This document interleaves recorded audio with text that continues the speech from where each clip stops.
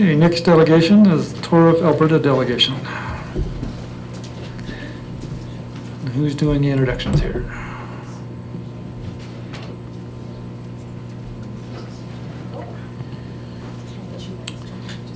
I am Councillor Walsh. So today we have with us Dwayne Vinu, President and CEO of the Tour of Alberta, and Adam Walker, and I do not have a title with Adam. So. Director of Operations. So they are going to present to us today about the Tour of Alberta and a vision they have to include this area of Central Alberta.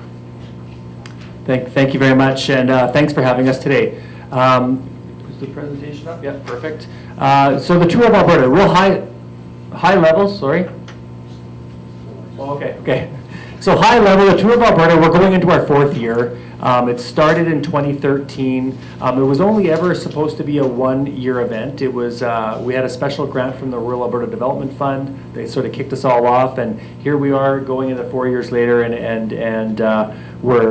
it's becoming an annual event. So really what it is it's the best cyclists in the world. You'll watch Tour de France, and half of the cyclists that are in our race every year are in Tour de France. So it is the best of the best. And in our first couple of years, people don't ask us this anymore, but in the first couple of years, people would say to us, how do I participate in it? Well, it would be like saying, how do I go and play for the Oilers or play for the Flames? It's sort of that caliber.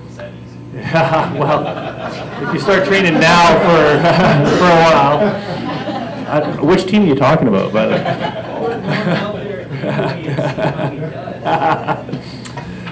So just a bit of a history of the tour. We started in 2013. We basically started in Edmonton. We went through a bunch of communities throughout our 6-day race, and ultimately finished in Calgary. In the next year, we started in Calgary, went through a bunch of communities along the way for 6 days, and then finished in Edmonton. Last year, we started in Grand Prairie. We did a couple of days in Grand Prairie. It was our first taste of the mountains, if you will. We went from Grand Cache then into Jasper, and then ultimately out and did a northern-based race and finished in Edmonton. And this year, our race is basically starting in the south and heading north, and I'll get into some more details about that down the way.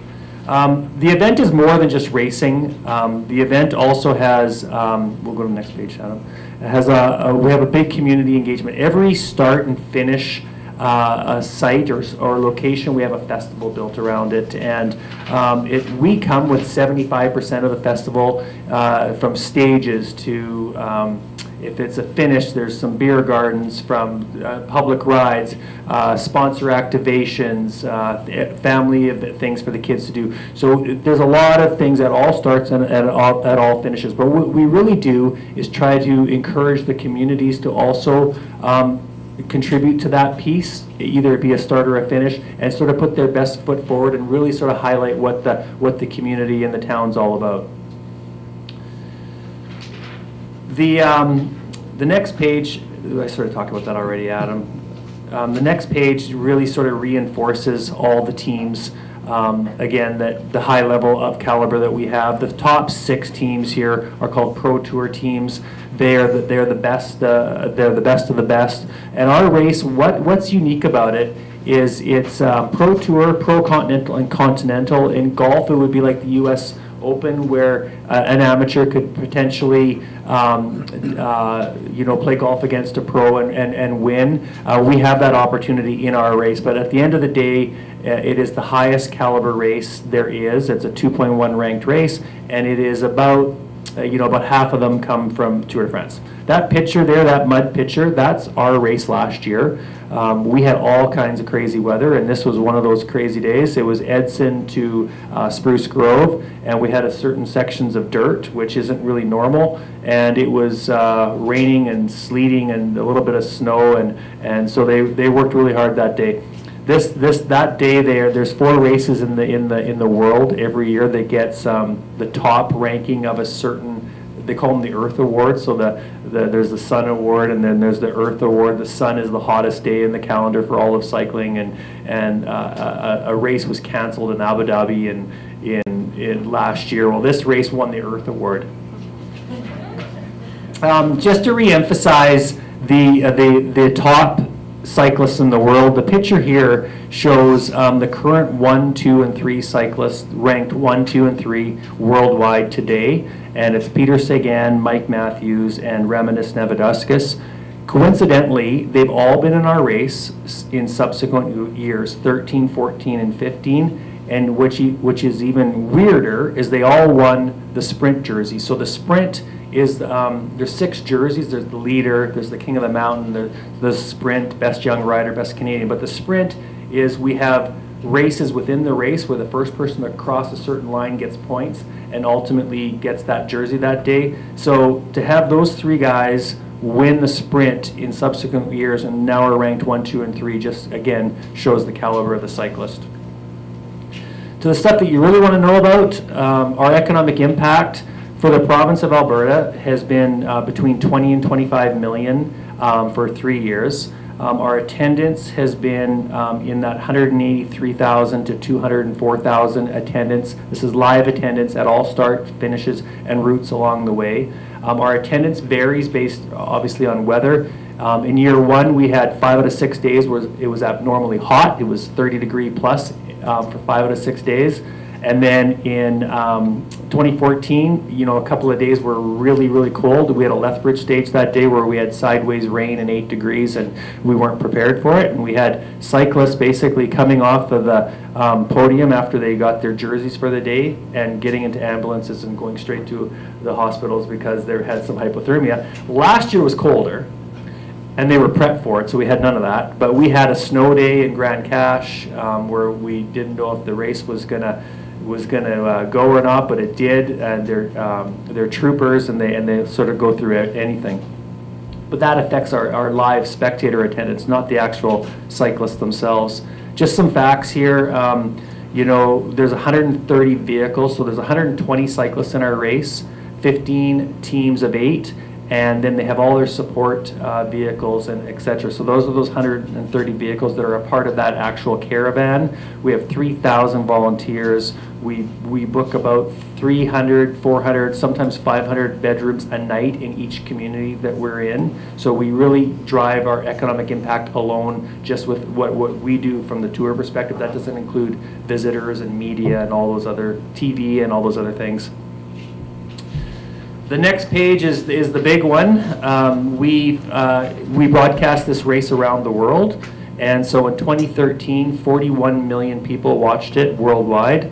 In 2014, 45.5 million people, and in 2015, 47 million people around the world watched the race. We treat this as an Olympics because of the internationalism with it. We have a host broadcaster that we then broadcast the race, and then a company called IMG World Media. They then take it and broadcast it for us to all the broadcasters around the world. Again, 161 countries. We have a potential of 180 million household reach per day. So it's just a massive, massive number.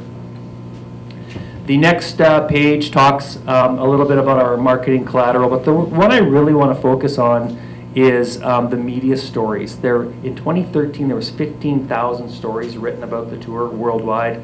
In 2014, almost 17,000 stories, and in 2015, 21,000 stories. Well, those stories that are written then feed those crazy numbers that you see here, the 23 million Facebook impressions and the 60+ million or 69 million Twitter impressions is derived from those stories.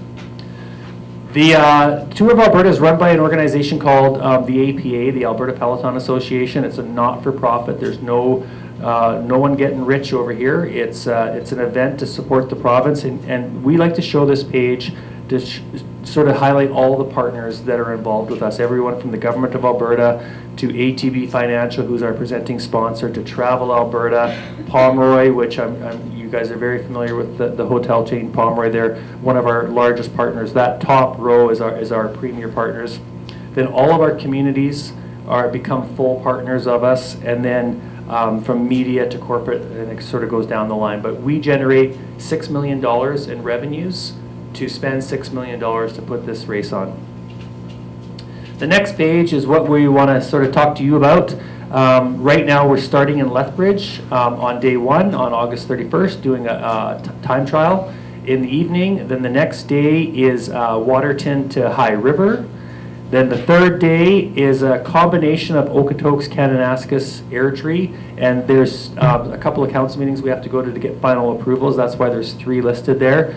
We want to talk to you about potentially hosting the stage 4 with a start here in Olds and going to Drayton Valley in through Sundre area, and we've have confirmation that 100% confirmation that Drayton Valley is in for that stage, so we're just trying to make sure we can finalize the start for that day. Then Jasper, Circuit or Sherwood Park to Edmonton. There is, we're not 100% sure if we're doing the Jasper after Drayton Valley or not, so it'll be one of those 2 stages, and then we're going to be finishing in Edmonton to do the same circuit that's happened for 2 years in a row. So I mentioned that we treat all of our community partners with full benefits. So here's a list of the benefits that a partner would get, and it's everything from broadcast exposure, commercials in the domestic television. Domestic television is Rogers Sportsnet, and there's 2 hours of live coverage every day and 2 hours of replay in prime every day. There's also the signage opportunities on the field of play, all the print, all the media, all the social piece. The VIP hospitality is hospitality abilities to go to the VIP tents at both start and finishes throughout the entire race. And then the activation in the festival, everything from PA announcements to big screen commercials to having actual booths every day if you wanted to, and then the on-site activation. Now, we're not here to ask for anything particular, but I do need to tell you that to host a start, the investment is $100,000 as a rights fee for that piece. But I want to also tell you that we have some studies from our Repicom numbers from our economic impact study that has taken some information, and we can tell you that from experience, a start, and we highlighted here with Tasman in 2014, they had about 5,000 to 10,000 spectators. So we're saying a low number would be 5,000. They had a gross economic impact of $771,000 and a net impact of $325,000, and that net impact is a direct spend in the community. And I talked a bit about our hotel room nights. We spend directly, and we support our communities that support us, and just some examples here, just from vehicles to just everything that we come into market with, we generate an economic impact. Now, on that note about the investment, we have met with the county. We have presented to the county, and they know we are here talking to you as well. And what we've sort of talked to them about is a partnership in some way to work collectively, and they have said they're very supportive of that. So we're here to tell you that story and everything about the tour. And at this point, we'll open it up for any questions you might have. Thank you for the presentation, Dwayne. So, questions, anybody? Go ahead. Mayor Dahl, go ahead. Yes, I would. I am aware through municipal area partnerships and a presentation for information from the Mountain View County there sharing. What would be the deadline to come up with the host fee?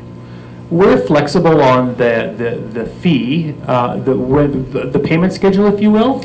Are you saying we have a 3-month frame, or we'll work with administration on whatever you would like to work with. What we're really looking for is a commitment on, do you want us to proceed and have a start in Olds? That's what we'd really like to know, but we're flexible as it relates to payment terms.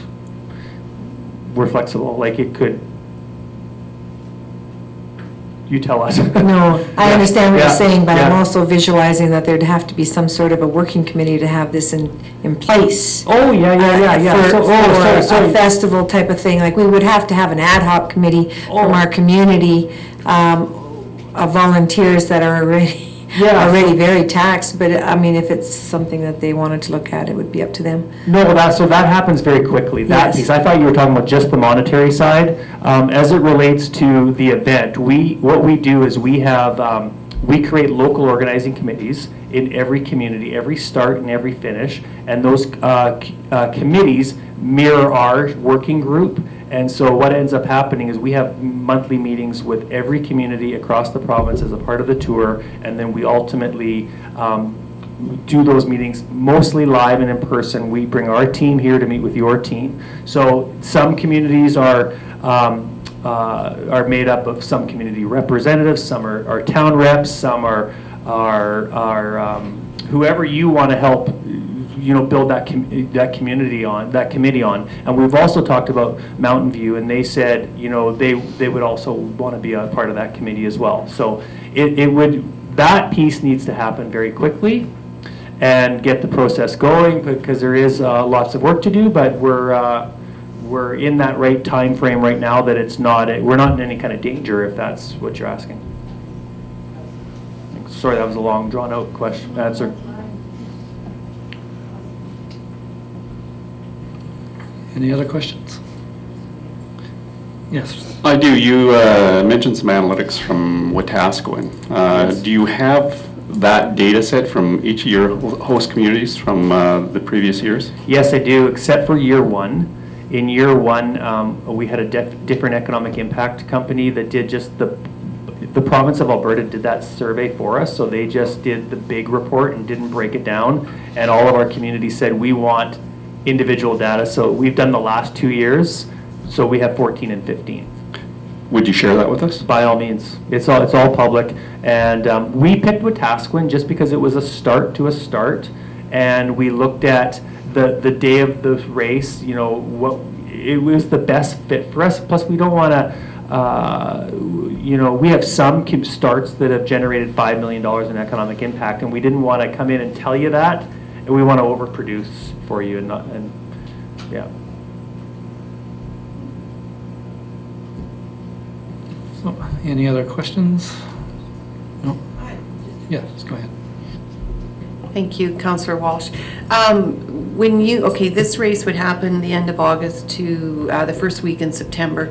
So have you guys already looked at the, the availability of hotel accommodations and stuff like that? I understand Pomeroy is one of your biggest sponsors. Just wondering if you have already sort of investigated within the town of Olds hotel availability, because our hotels seem to book up real fast. Yes, the Pomeroy group knows that there's a potential of us coming, and so we have spoken to them about it. They know, and so I think there's a hold on it for us right now. Yeah. Thanks. Yeah, that was going to be along my line. I think you'd probably have to book all 4 hotels in town. Yeah, and so Adam can speak a little bit to this. When we talk about the 300, 400, 500 rooms per night, we are booking those kind of rooms, but what ends up happening is they're not always all in the same location.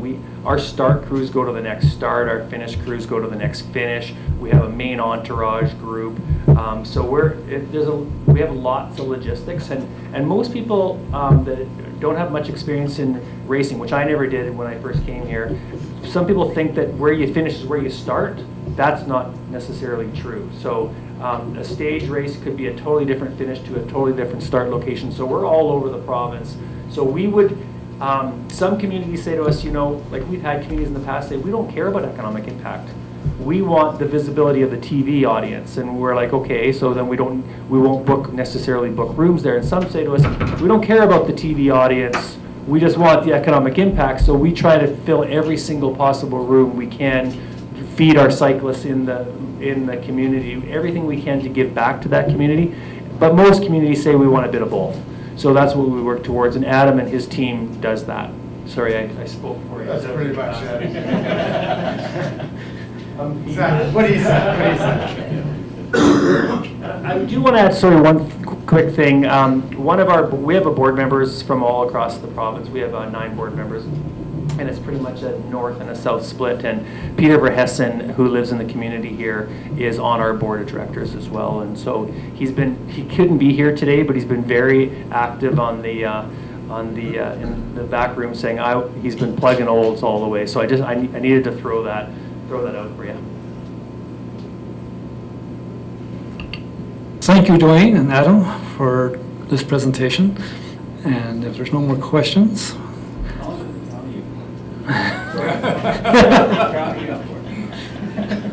So we loosely talked with the county about, they talked about a split.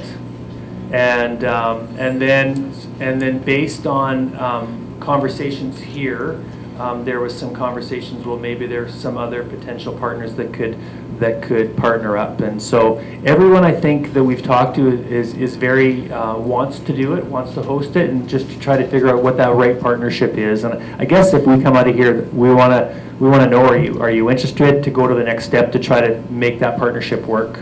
That's what we're trying to figure out. So for a decision, what's your drop dead date? Well, quick. No. I think